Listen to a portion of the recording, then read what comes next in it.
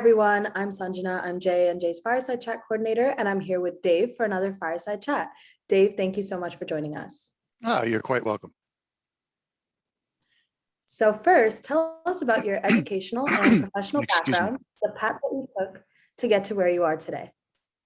Okay, so in the essence of trying to keep this within half an hour, I'll be brief. My educational background is I have a bachelor's of science in civil and environmental engineering and a master's of science in construction engineering management, which is civil engineering, but it's a specific field of civil engineering. I started out with a concentration in construction engineering and geotechnical engineering, earthworks. And my first job out of college was with a geotechnical engineering firm, very apropos to the degree I studied. I did that for a while. And then I went to work for the New York State Department of Public Service Commission, which is, if you're a utility, most states have some sort of public service commission. If you're a utility, an electric company, gas company, water, internet provider, phone company, that sort of thing, there's usually a regulatory group that regulates those, because for the most part, they're a monopoly. You know, you can choose like who your electric provider is, but you can't choose who owns the wires in your town. You usually can't choose who your water company is, so they have to be regulated. And that's what I did over there. I was an engineer, and I was what was called a valuation engineer, not an evaluation. I assigned values to things. So electric company would come in and say, you know, we want to charge this much, and I would say, well, it's worth this much, and you know, look at the analysis of that. I enjoyed that job thoroughly. It was a state government job. I lived in New Jersey, and I did get a couple of promotions there. And it being a state government job, the next promotion that I was offered would have required me to move to Albany. So I was thinking about that, and out of the blue, Bell Atlantic called me. I had put in a resume with Bell Atlantic when I was in college as an undergraduate 5 years prior. So they finally got back to me, and they made me an offer I just couldn't refuse. It was a bump in salary, and a significant increase in salary, and it was working 2 miles from my house in New Jersey as opposed to commuting to Manhattan. I did thoroughly enjoy working in Manhattan, but commute gets to be a drag. So it was a role as a field foreman, supervising technicians. Not something I was trained in, not something I went to school for, not anything to do with engineering. But like I said, the offer was very good, and I could see I was, not going to go anywhere with the state of New York further. So I took it, and Bell Atlantic became Verizon. I worked for them for 21 years. I was riffed or laid off, as we call it, a RIF, a reduction in force. That does happen in industry. It's not anything to do with performance. At least in my case, I hope it wasn't. But it's being in a department that's downsizing. I went to work for a manufacturer of broadcast video transport equipment. So, if you're at a football stadium and they're shooting video, and then it's going to the broadcast studio, the equipment that digitizes it, sends it over the fiber, and then undigitizes it back at the broadcast studio, that's what we made and sold. And I had worked with that technology in Verizon for a while. That's why I was familiar with it. I worked for them for maybe 2 years, and then Verizon hired me back, and I've been back here for 2-3 years now. So in Verizon, like I said, I started out as a field foreman, and over the course of time, I got back into an engineering role. And one of the things about construction is it's project planning and maximizing waste. That's construction management that I went to school for. I got into project management and process management in Verizon engineering. And I did that for a while. I went through a number of roles, 20 years, we could talk forever about that. And when I came back to Verizon, I'm now in consumer marketing, which has nothing to do with engineering, but I am in the consumer marketing project management office. And we have a bunch of project managers that manage various projects for consumer marketing and consumer products. And I'm in a position where I do process and procedures and things for that team. So it's different, but it's still an applicable skill set. Wow, that's awesome. And I really like your story about getting with Verizon. Like, it goes to show you should really just expect the unexpected, because who would have thought, you might have had to move all the way or commute even further, but then you got that job 2 miles away. So that's so awesome. Yeah. All right. So my next question for you is, did you have any significant extracurricular experiences in high school and or college that you feel really helped you later on in your career? So I thought about this for a while, and I was in a variety of clubs and extracurricular things, and some sports and some club sports in college, and things like that. But it's going to sound a little weird, but what I think helped me a lot was I worked all through college and high school in a grocery store. And honestly, I did quite well there. I was well liked. I was given positions of responsibility. They accommodated me with my hours. And it's retail. And so you're dealing with customers. And that, I think, is one of the most important things. Is it taught me how to deal with both other employees as peers, my supervisors, and with customers.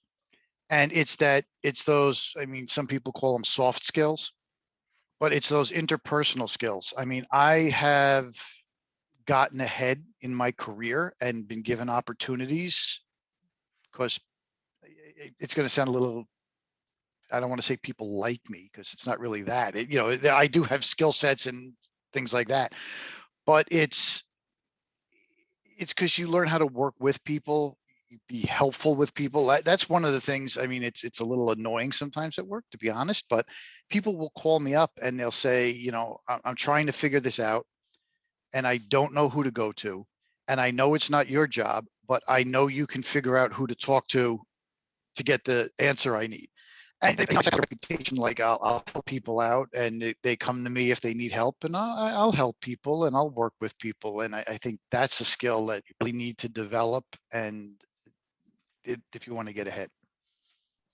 I mean, Absolutely. it's Yeah. funny, when I worked for the state of New York, I had a guy I worked with who was an excellent engineer. And there was a running joke in the office about him because the man had no interpersonal skills. And my boss used to joke, I wish I could just put him in an office and lock the door and just slide work under the door, and he would slide the finished work out. And that's what you don't want to be in a career. You want to be able to work with your peers and your bosses and customers. Yeah, absolutely. And even like personal experience as a college student now, like having experience with both work and like clubs and stuff like that, I definitely agree and echo what you said. I think you can really only get those interpersonal skills in real life settings, not really in a classroom. So to any young people out there watching, we definitely encourage you to work or participate in clubs or do anything that requires you to be around people, because that's when you learn how to be a good person to work with. Yeah, definitely. All right. So my Especially last clubs question. that volunteer, and things like Yeah. that, especially clubs that volunteer, like, if you Mhm. join a chess club, you're going to be interacting with people that like chess. So you already have that commonality. But if you join clubs that do volunteer work, you're interacting with people who may have totally different personalities than you, and you need to learn how to accommodate those people.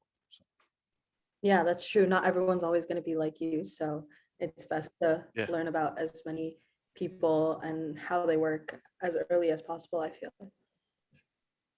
Yep. All right. So my last question for you is, what advice would you give to young people who will be embarking on their professional lives soon?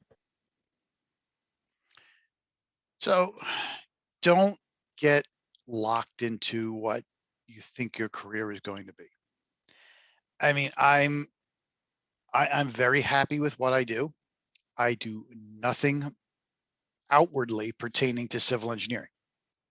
I thought I was one of those people that in high school, maybe from my not freshman, maybe sophomore year, I knew I wanted to be an engineer.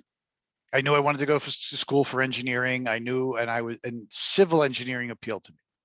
I think because it was tactile and like, you know, electrical engineering or electronic engineering or biomedical engineering or chemical engineering, you can't see and touch the atoms. You can't, you know, look at the electrons flowing. Yeah, you can build the circuit, but you can't see the electrons. Civil engineering, I think, appealed to me because when you build a road, you see the road.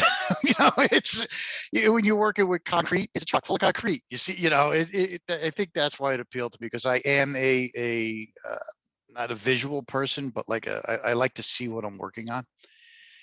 And I'd known I wanted to do that. Like I said, I went to school for it. When I went to different colleges, I looked specifically for civil engineering um, curricula.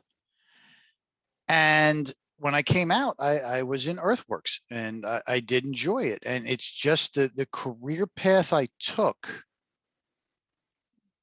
that kind of guided me along, not of my own making, if that makes sense, kind of took me away from that. But you find that you think you like something like civil engineering, and then you find it's a part of that you like. And I like the project management and the process and the documentation. I mean, this sounds incredibly boring, but the documentation of it, you know, putting together the step-by-step process of doing something, trying to improve how you do something, um, and managing how the work flows. It could be on a civil engineering project. It could be on a marketing project. I actually, over the, I enjoy the food industry. I have relatives that work in the food industry in a variety of different roles. And when I was laid off, I was actually looking for jobs in like the food and manufacturing industry as well. But again, in the project management and process role. So for those of you who are going out on your career, don't necessarily get locked into like your overall, like I'm a pharmaceutical person, or I'm a civil engineering person, or I'm an artist, or, you know, or I'm a teacher. It may be a aspect of that is what you really enjoy, and you may have, you know, great satisfaction and opportunities in other field, but doing that, you know, that's my advice: is do not pigeonhole yourself, Yeah, I think, and you know, take those scary opportunities sometimes.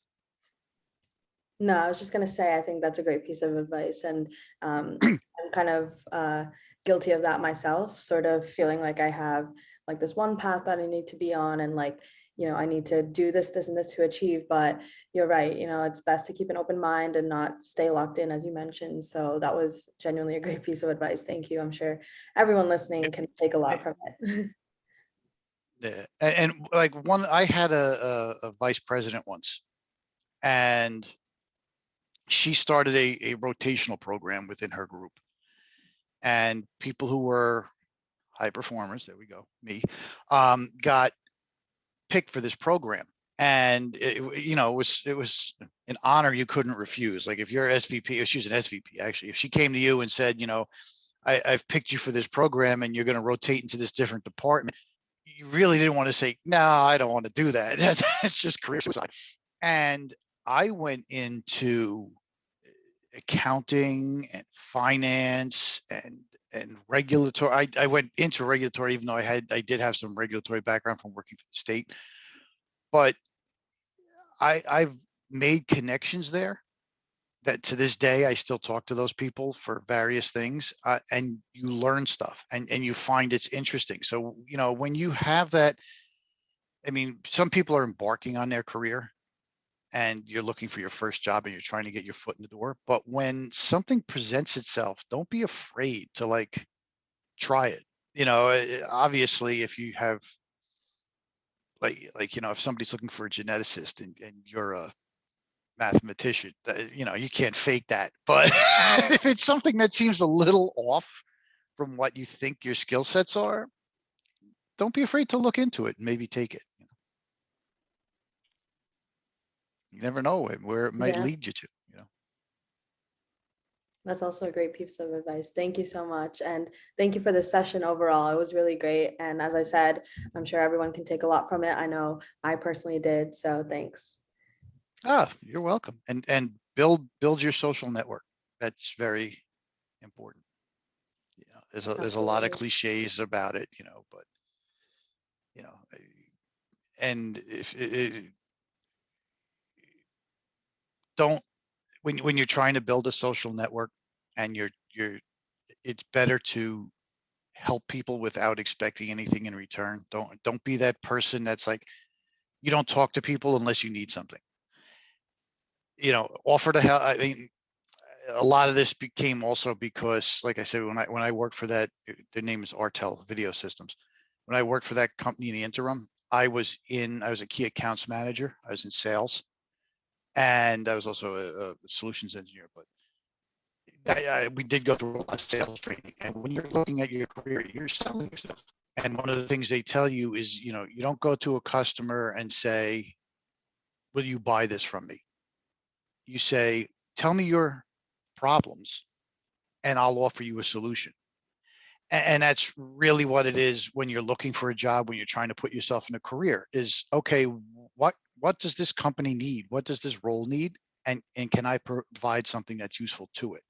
And like I said, it may be a role that you don't think you could fit, but then they say, well, we really need somebody to do X, Y, and Z. And you go, you know what? I can do that. And maybe I'm a good fit there. So that's it. Think outside the Yeah. box. Well, thank you. Absolutely. Yeah. These are all great pieces of advice. Yep. And it may seem, pretty straightforward, but you really need to hear these things multiple times to let Yeah. it stick. Yep. All right. All right. So let me stop recording.